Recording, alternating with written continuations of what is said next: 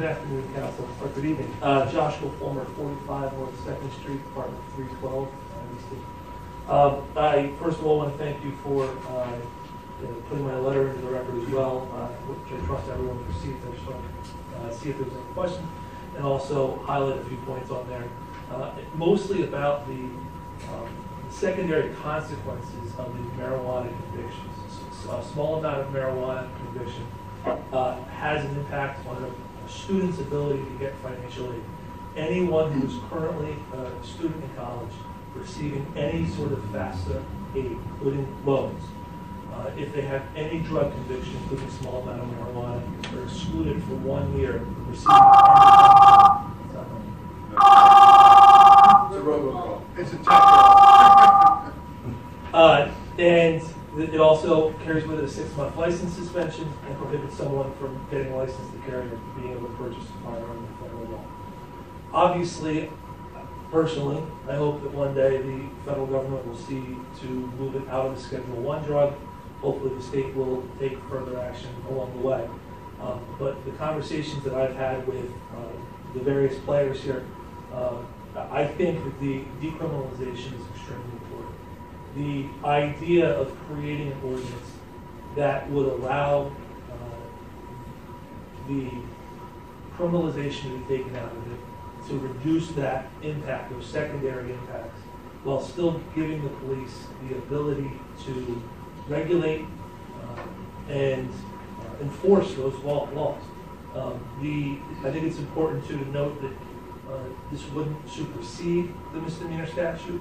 It wouldn't prohibit our police from using their discretion when they think it's appropriate to charge the misdemeanor offense. It gives a secondary alternative. And I would urge council to consider structuring this in a way, if it moves forward, in a way that would be enforced through the police department, similar to how we enforce parking tickets in a civil matter. If it is a summary offense, like a disorderly conduct or public urination offense that we have on the now, that is still a summary offense. You can set what the fine amount is, but normally, otherwise, a summary offense is punishable by up to 90 days in prison or $300 fine. That's also a conviction. It stays on someone's record unless they are free of prosecution for any other offenses for 5 years, and then they have to petition the court for expungement of that. So even if we create a summary offense, if it's a conviction, it stays on someone's record. So I would encourage council either to make it a civil action, or if it's going to be a summary offense, to create within the statute a program by which someone can do community service or pay a fine, take a class, similar to what we have on drunkenness or underage drinking, that results in an ARD or an expungement or a dismissal of the charge. Thank you very much for your time. Josh, I don't know if you'll get this agreement over here. You certainly won't get it from me, but obviously we are a commonwealth, which puts us under state law.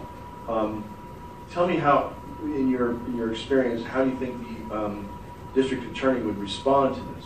Okay, so I think one of the things I would like to do this evening is at least remand the committee to have a discussion with our police chief and captains and Mr. Morganelli. I mean, it doesn't do us any good to charge him with a summary if it goes up there and still misdemeanor. And it's my understanding from public comments from Mr. Morganelli that he does support decriminalization. He did not support it for parking tickets. Oh, that's true. That's true. And with all due respect, frankly, neither did I. There's an issue there with regards to due process. But that aside, I would encourage, and certainly volunteers, for those who don't know, I am the chair of the Northampton County Bar Association's Criminal Rules Committee, and I would certainly be willing to participate in any conversations with Mr. Morganelli, with the police chief. And frankly, I think it's also important to engage with the Pennsylvania State Police. They certainly have jurisdiction on the highways that pass through the city of Easton, and this code could be something that they could choose to adopt and use as well. I think it would frankly be important to possibly also include the magistrates in that. Magistrate Kapora, Magistrate Yetter, Magistrate Griffo are going to have to be on board with this if they're going to be willing to accept a plea to this if it's resolved at their magistrate at their office. I think it's important that they're on board too. So anything I can do would be great. Just a question. I'd rather, as the mayor said, let it take its steps discourse. Right now, I hear what you're saying, but I have some real concerns with it myself. Not just legislatively wide, but on a personal level. Be it family members started with marijuana, and tragically now they're not in my life. But from the marijuana, something else took place, and then something else took place. So I have a personal thing with it. As the slogan was back then, just say no. Can I ask you one question, Mr. Brown? Those people drink? No. No? And I know where you're going with yeah, that. and because for me personally, in my experience, you know, I deal with a lot of clients, and for me, it almost always goes back to alcohol. I think, with the opioid crisis we have going on right now, it goes back to prescription medication. And I'm talking late 60s, early 70s. Sure. But it's very, very detrimental to me today. And I guess my thought is that, well, certainly, unless you have gotten opioids through prescription medications in that route, I would agree that the majority of users of heavy users of other narcotics probably started with marijuana. Right. But I think that Actually, that's not true. most of them, I think, also had I alcohol. did my research on this today, and that's not true. According to the studies, marijuana use does not lead to more narcotics. I don't think it does either. What I was going to say is that I think that you may use marijuana on the way to that path, but I certainly don't think that you can say it's fair That was fair to that say. smoking marijuana is Absolutely. Agreeable. Dr. Agreeable. Just your opinion on somebody's on, let's say something like this passes within the city of Easton. Somebody's sitting on their porch on this side of 15th Street, walks across to their neighbor on the other side of 15th Street, and they get arrested because they're now in Wilson Borough. So you end up with a small pocket that I think people don't really understand municipality boundaries and those types of things. And I think it becomes a little problematic in that sense because it's such piecemeal and scattered. How do you see that possibly playing? My hope is that Easton can kind of be the shining light here and lead to Wilson, West Easton, Rathline Township, Palmer Township, and all of our local municipalities passing something similar. I mean, you see that it started in Philadelphia. York has now undertaken this. Harrisburg State College, and it's being done piecemeal. But that's because that's the only way that it can effectively be done at this point. While people from Lehigh Valley Normal and the state are certainly working on lobbying changes in the state, it's a difficult, much more difficult process. And this, the seven of you have the ability here to significantly change the way that this is used. And I think it's really, really important to understand that this is not seeking to replace the misdemeanor charge. And if you have an officer who interacts with someone and becomes combative or gives the officer a hard time, disrespectful, whatever the sport is, the sixth time they've dealt with that person, the officer can charge them with the misdemeanor. We need to give that discretion. I certainly think the officers need to have that discretion. But I think that this is giving an opportunity where you have, especially with what's projected to be on the horizon in New Jersey, where it's going to be legalized completely. I think this is limiting, and I heard a stat today that there was 680, I believe it was, prosecutions in Northampton County for marijuana last year. And the average cost of the prosecution is $2,000. My rough math is $1.36 million spent on prosecuting marijuana cases in our county. And Easton's a small portion of that, but it's a start. And I urge you to consider that. Mr. Fuller, I guess I'm all for this. I really am. But I was pushed back when I tried to do what I consider comprehensive and very common sense gun reform. I mean, you can bring a weapon into this room. I think that's ridiculous. You can't take it into county council, fortunately, because it's a courthouse. But you can bring it into any city hall throughout the state of Pennsylvania, and I can't get the state legislature to move on any of that. Now, I'm not trying to take away anyone's guns, but I was not allowed to do that here. I can't even keep a gun out of a public park or playground where little kids are. So I changed the rule to say you can't discharge a weapon. And now I'm getting problems with the NRA because I can't even say that. I mean, I guess the state control is there, and I like the flexibility that you talk about. I think I would be supportive of it.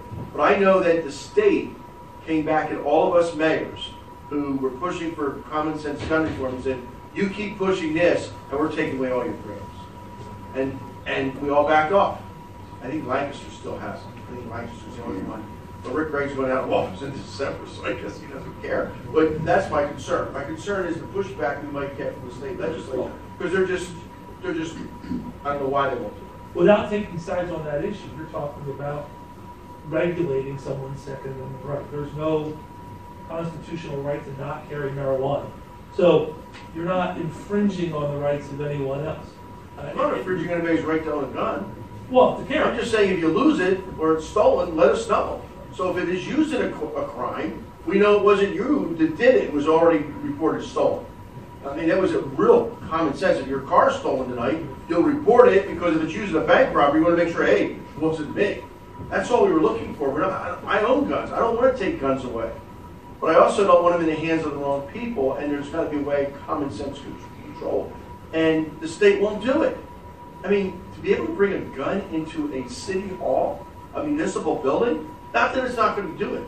Of course, somebody wants to come in and shoot us up, they're going to do it. They're going to care less about the law. But it sends the wrong message, I think, that you can bring it into a municipal building. And obviously, we all know the problem we had up in north in Monroe County. So I'm not on the fence on the issue.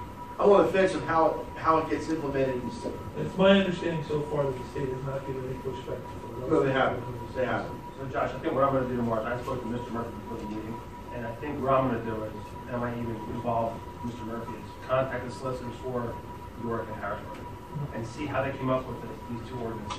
Because I do have copies of them, and they're pretty clear. I don't think they're overly complex.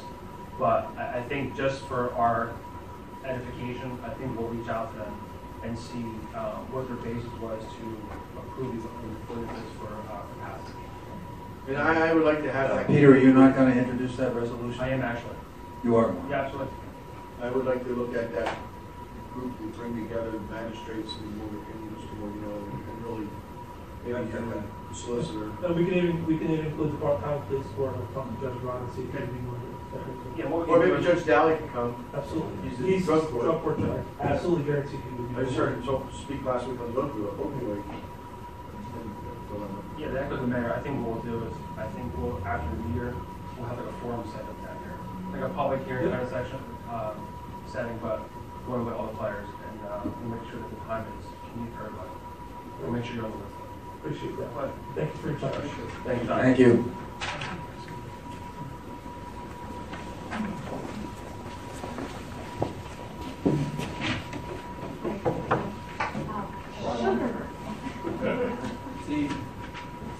Too close to my bedroom.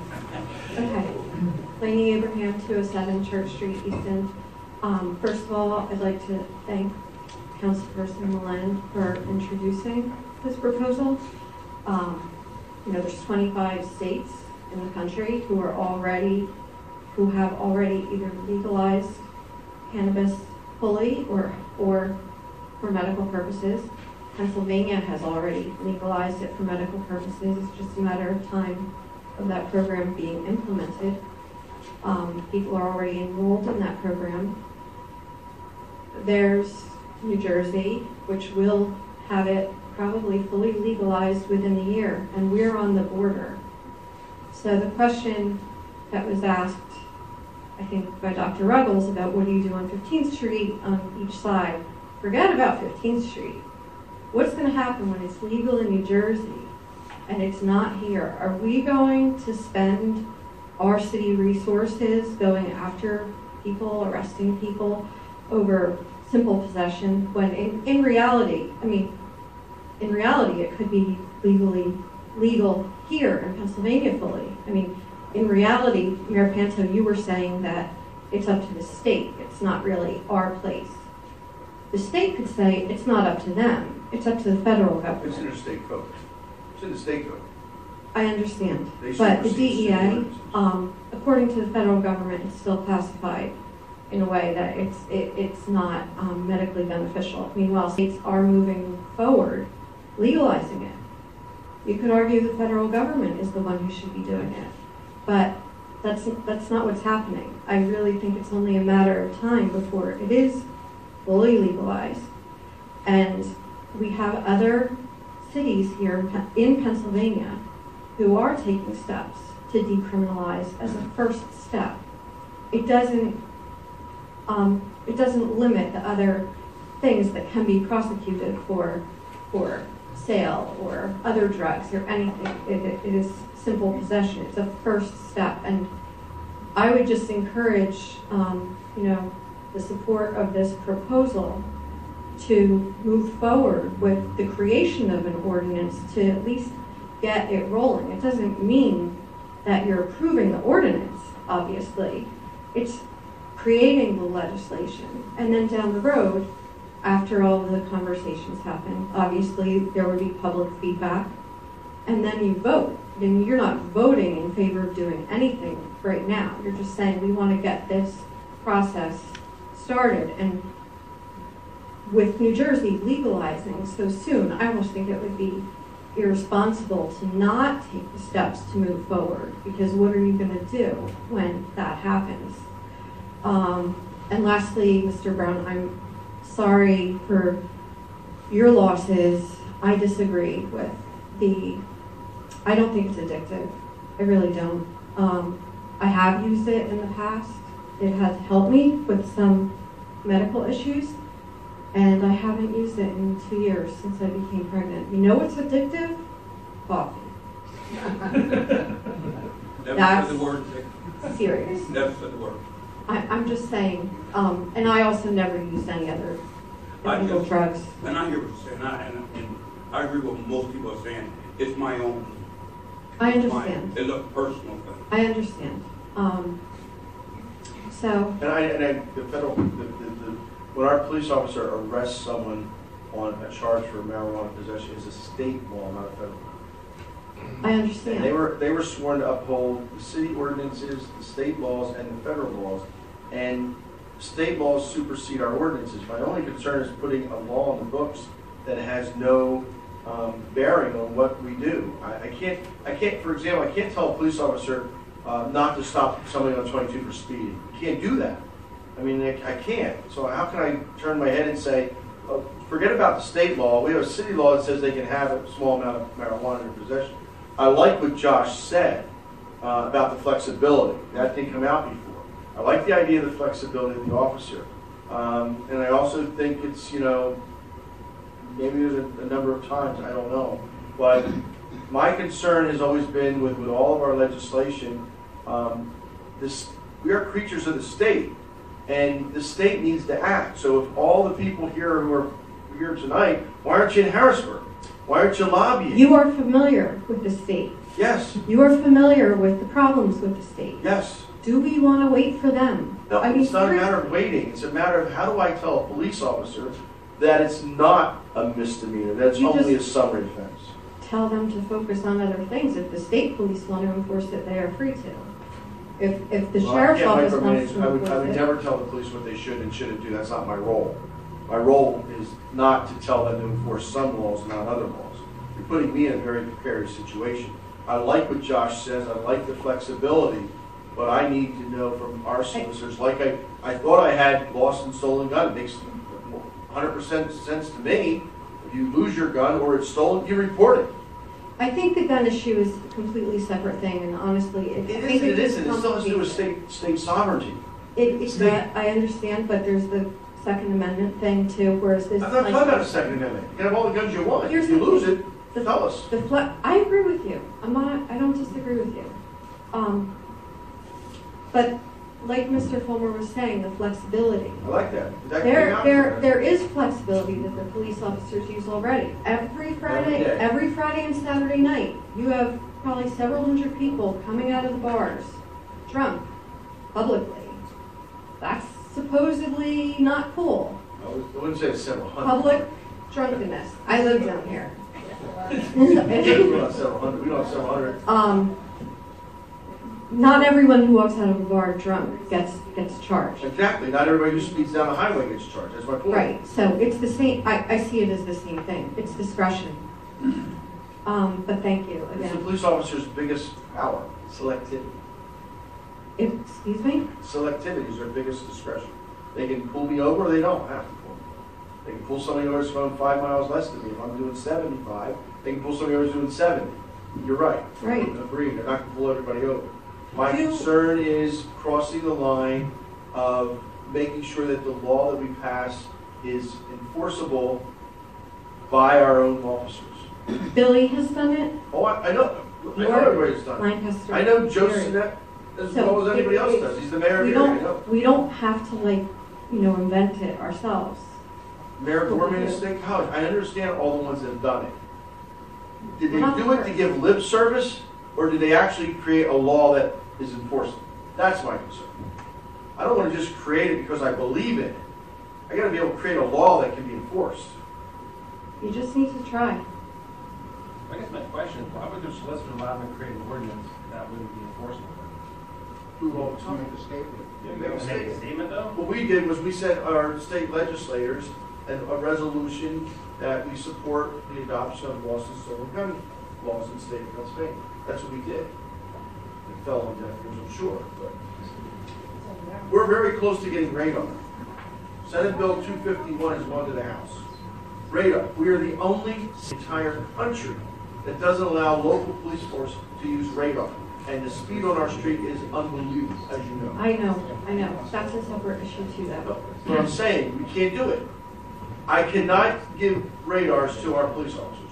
Safety is a concern. Can't do it. Okay. I don't Well, see the thank you for difference. your time. Thanks, Lane. But I think you're gonna get movement. I think. I think just getting it started would be great. This is the first step, Lane. I know. That's why I did it. Okay. So, Thank you. thanks so much for starting. Good evening. I'm Jeff Reedy, 905 7th Avenue, Bethlehem. I'm here as a representative of Lehigh Valley Normal. I'm the executive director of Lehigh Valley Normal, and I appreciate Councilman Milan bringing this forward. I am here to support and defend the ability to decriminalize marijuana in a jurisdiction such as Easton. I have watched it happen in Philadelphia. I watched it happen in Pittsburgh. I sat through hearings and watched the passage of it in York, Pennsylvania this summer, also a third-class city, Mr. Mayor. And in Erie, Pennsylvania is about to do that as well. You and I, Mr. Mayor and I have had a discussion earlier this year regarding this subject. Yeah, and I appreciate your openness, and I understand that you've made some, you've done some research and you found some information out that's helping you make a decision on this.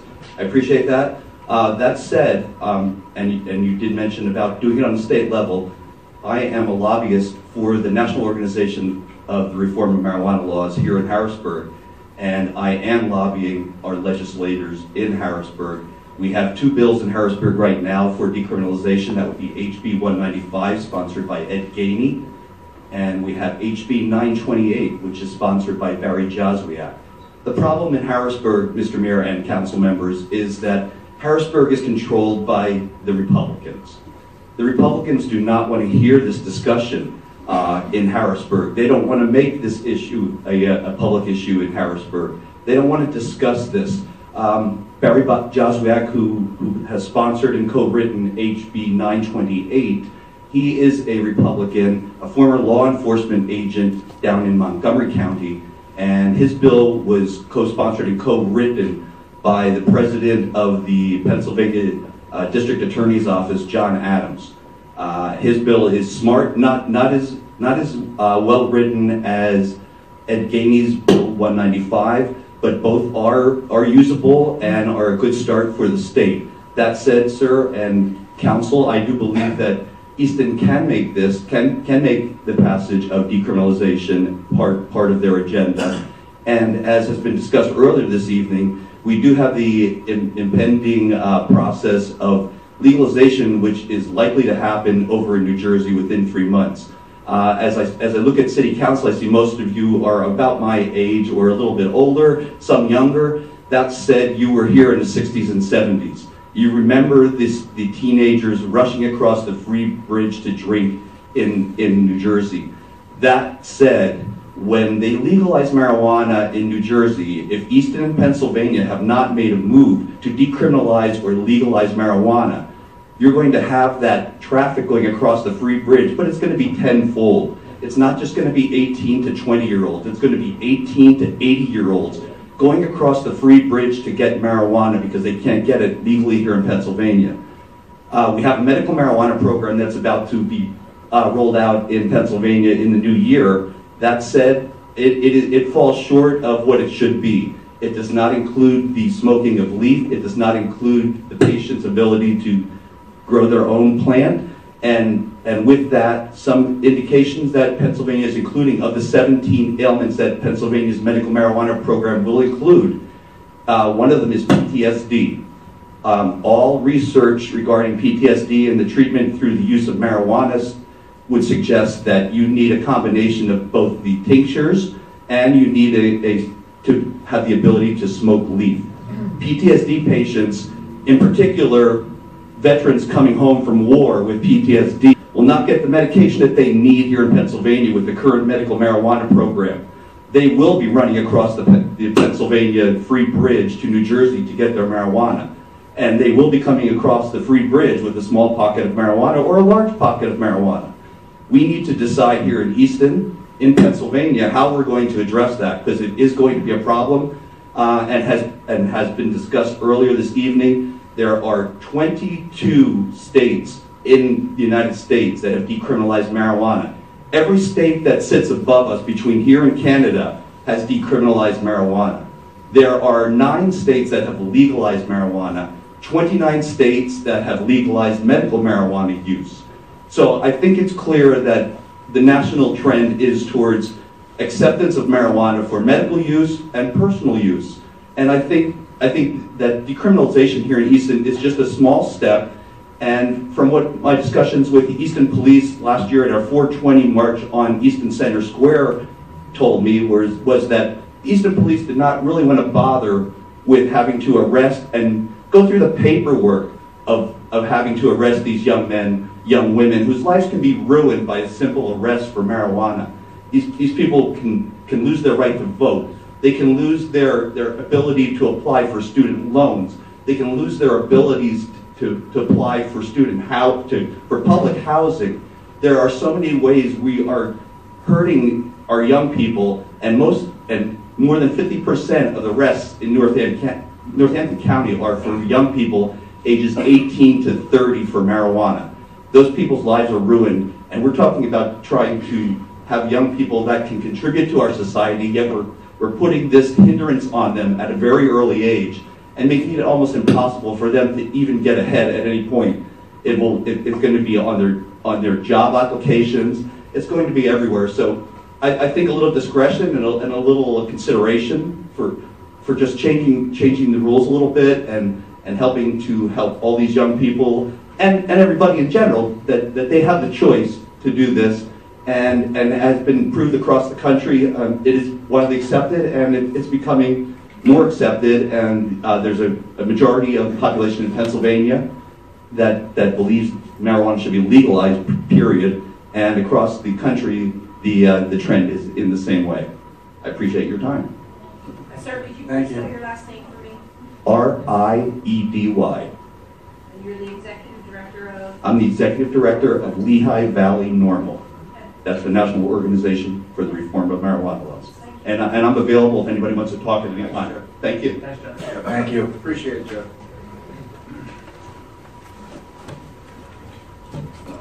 Eric Miller, 903 East Paoli Street, Allentown, PA. Sorry, what's the name? What's the street?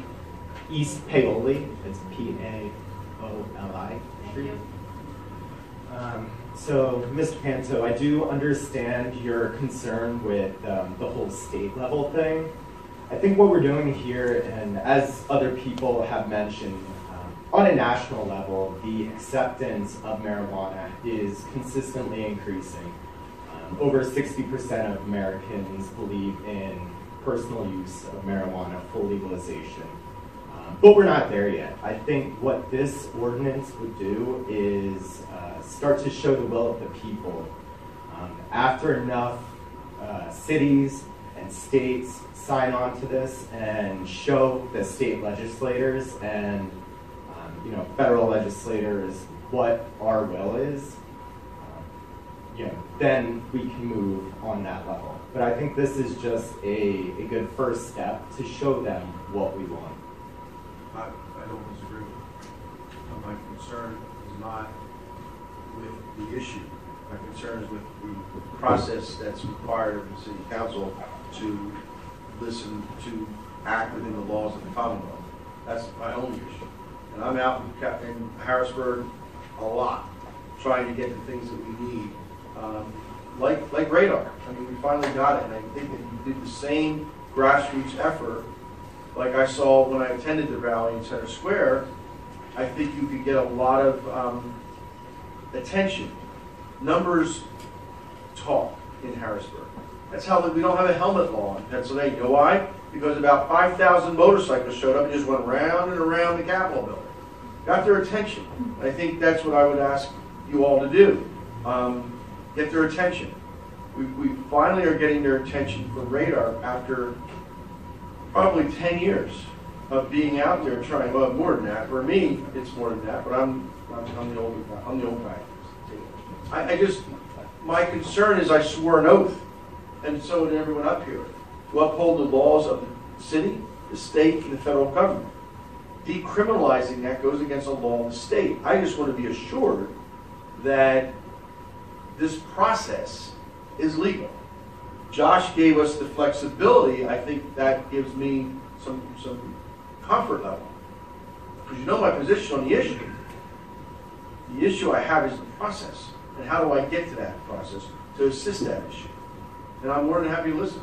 I think we probably will, you'll see right after the first year, I'm sure Mr. Milan will call a forum, like he said, to invite the parties. I would hate, just like seeing our police officers citing someone and then being chastised by the courts for citing them under the wrong law, because the state law still supersedes the city ordinance. I just want to be assured, so I think having Judge Dowley there would help, having DA Morganelli would help, and having some of the attorneys that deal with this issue every day in court services. That's all I'm looking for. I'm just looking for it to be at a committee level first. All right. Well, we will continue to and I hope gather you're at that forum. people, and I just think this is a good way to show our support. Thank you. All right, thank you so much. What was your Appreciate last it. name, sir, again? Miller. Miller. M-I-L-L.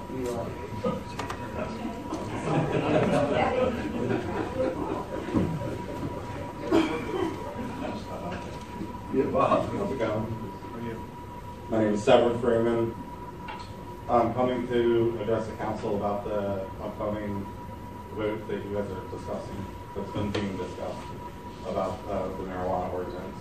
And I'm coming to give you guys a different perspective of the damage that's being done. This is my first public appearance to show this. I am a recognized card holder for the state of Pennsylvania for a medical condition serious enough that I can use marijuana.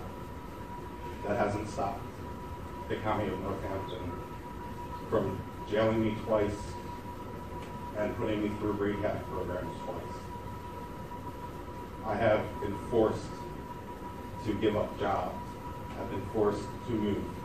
And I've been forced through rehab programs because the state wasn't up to date what was medically relevant for my condition. I had to choose between my health and going to jail numerous times. And it made me very cynical toward government. And if anyone has heard my name, I run a blog that chastises the police for their abuse of people. The reason that I started this is because I couldn't talk publicly about this. The real damage that is done when a person is put into a cage who's just trying to get well is real. And Pennsylvania is only recognizing 16 conditions. So you're going to be out there, and the Easton police are going to be out there arresting more of me, more people. And then a year later, they'll get their car. You can stop the madness right now. You can just say, as an area, that this area is going to handle this differently. Several places have done it, and the idea that the police want to continue to do this is absurd. The police hate the hate that this brings them. They hate the paperwork. They hate the nonsense of needing to spend their entire day over a small amount of marijuana. I don't think that you're going to find a single officer that says they love to prosecute a small amount of marijuana crimes or medical crimes. The state of Pennsylvania still, with this card, will arrest me for using my product the way that I need to use it for it to work for me. They're still not up to date. But what can I do? I can come here and I can say this to you guys, that you guys all got on this council to do something good for your town. There's an entire town full of people that can benefit today by you guys saying that you're going to go forward with this and make Easton the example for the Lehigh Valley. You don't have to continue to live in the dark ages because the Senate or the state is living in the dark ages. The medical benefit of marijuana is astronomically positive as opposed to the negative that comes along with it. The abuse or the stigma or teenage use or whatever. The positive so much outweighs it. And that is something that you guys can make a difference in. I know it's hard. I know that the state goes up against whatever you want to do that's against the status quo. But you guys made a promise to someone in your family, someone in your friends, that you were going to do something good here. And this is something massively good that can make it. And that is my only fear of my government, is that my medicine will put me in a cage. My conversation this morning at our staff meeting with the solicitors talked about how witch doctors are looked upon as laughing and everything else, and they were very smart. They were very smart people. They knew the benefit of different plants for different diseases. What we're doing here is you're bucking the pharmaceuticals and the big pharma companies who aren't getting a piece of that. And that's what they're mad about. Friday, I think it's this Friday, I go to a breakfast about medical use of marijuana. I'll bring it up to 16 and look to expand that. But the company that's coming into the Lehigh Valley is a grower.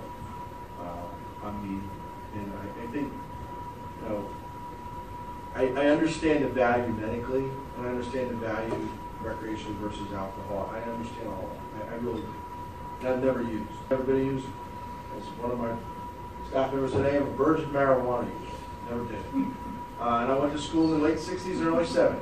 I was told by my father I wasn't allowed to get involved, but I would be in college. And kept me on the straight and narrow back then, but it doesn't mean I don't see the benefits. Especially medically. I do see the benefits medically. 60 Minutes had a great special, a 1 hour special on medical value of marijuana, and it really opened my eyes a lot. But again, I just wonder. Just over the opiate epidemic, you were mentioning about opiates. Marijuana being used in place of opiates as a painkiller is not addictive. Is not. I mean, look at the opiate crisis. If you can give somebody something else that will work equally as well, why aren't people jumping all over it? It's nothing but politics. And I appreciate that Easton is the place that I can come to tonight and say what I've said here today. Because this is the first time in my 35 years of life that I've been able to say this.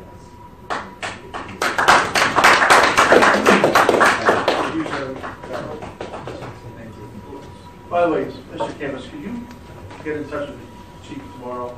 I'd like to know how many arrests we've made for small amounts of marijuana. I looked at the reports, I don't think we've ever done it. Okay, thanks. May I? Yes, absolutely, Mr. Werner. You let me speak at your meetings. I did intend to. Hey, I will have to say something before you start, okay? The one thing I did notice about county council chambers is they have one heck of a PA system up there. When we turn it on, yeah, when we use the microphone the right way. But thank you, Council. Bob Warner, Northampton County, 705 Paxos Avenue. You know where we are. I didn't intend to speak tonight, but I've been listening to everyone, and maybe I can make some cynical people feel better. As Sal goes out to Harrisburg, so do we. County Council does visit Harrisburg. I was fortunate enough to be with our Auditor General, Eugene DePasquale. And I'm sure Sal knows this. Eugene has some very good feelings about what you're talking about. See, I'd like to share, if I may, just a few things, okay? This comes directly from him.